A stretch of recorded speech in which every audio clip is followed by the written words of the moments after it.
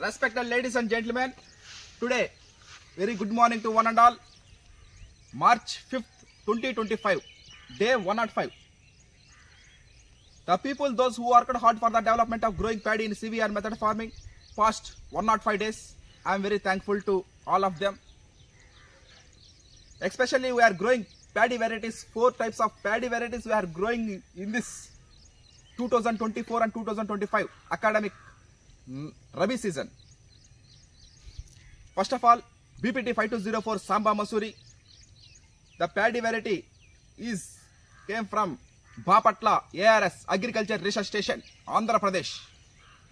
Late M. Venkatramana Reddy Garu, a famous and great scientist who created the paddy BPT 5204 Samba Masuri. Next, RNR 15048 Telangana Sona. The paddy created in Rajendra Nagar ARS Agriculture Research Station, Hyderabad, Telangana. The creators of paddy are Channamadhan Damodar Raj Garu, Channamadhan Surendra Raj Garu. I am thankful to all of them. And also 2 new paddy varieties, mini kit, especially Konaram 12368. The paddy is created in Konaram Agriculture Research Station, Telangana. The paddy created by Dr. Shreda Siddhi Garu, scientist. He also created KNM 1638, KNM 7715, KNM 12510. Lot of paddy varieties created. The seed center of KNM 12368 is Wangala Venkat Reddy Garu. He is a great paddy farmer living in Sirsapalli village, Huzurabad Mandal, Karimnagar district. Last but not least, our Nellore paddy variety NLR 3648. The paddy created in Nellore ARS Agriculture Research Station. And we are growing that paddy also. 4 types of paddy varieties we are growing, say 105 days. After 15 days, harvesting festival begins in CVR method farming. Enjoy, watch and growing just 15 days only. After that, it will be end. Later, Kharif season will be begins. I think it will be begins in April month end or next month, April month end or May first week. Kharif season paddy growing will be starts. Okay, thank you all.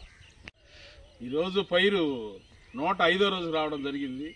ఏది ఏమైనా ఏ వృత్తులైనా మనం చేసే పనులు మనం సక్రంగా మన కర్తవ్య ధర్మాలు ముందుకు చేసుకుంటూ పోతా ఉంటే దాని ఫలితాలు అయ్యే వస్తాయి. Okay, thank you. ఏ రంగంలోనైనా సక్సెస్ఫుల్ అవ్వాలంటే 3 క్వాలిటీస్ మనం చూసుకోవాలా: ప్యాషన్, ప్రొఫెషన్, ప్రాఫిట్. ఈ విధంగా సివిఆర్ పద్ధతిలో వరి సాగు చేయడం అనేది నా ప్యాషన్. ప్యాషన్ అంటే ఆసక్తి, చెయ్యాలన్న కసి పట్టుదల ఉండడం సహజం, అది ప్యాషను. ప్రొఫెషన్ అంటే పంట అయిపోయిన తర్వాత వరి కోతలు కోసేసి ధాన్యం 14% తేమ వచ్చేటట్టుగా చూసుకొని వాటన్నిటిని స్టోరేజ్ చేసి నిల్వ చేయడం ప్రొఫెషన్, అంటే వృత్తి ధర్మం.